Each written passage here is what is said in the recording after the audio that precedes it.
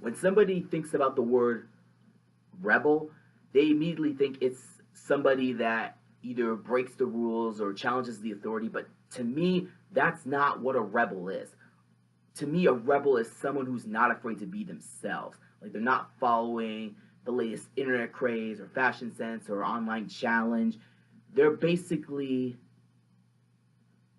defining who they are individually, whether it's a way they dress, a way they feel, a way they think. They're basically not afraid to be who they are. And if somebody tries to challenge that, they're not afraid to push back and challenge that. And that just makes them even more of a rebel. As for me, why I consider myself a rebel, well, at the age of 3, I was diagnosed with autism, and my life has been a constant challenge, even to this day.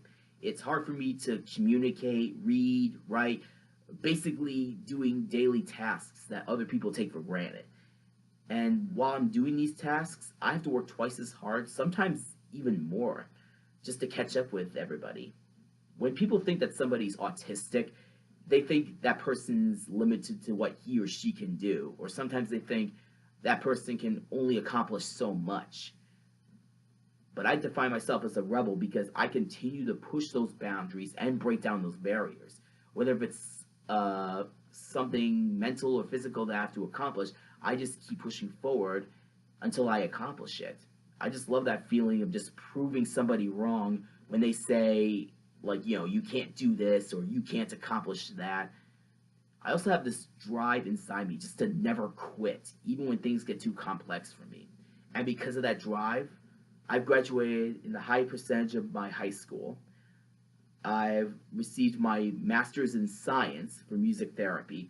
I received a full-time job that I have to this day.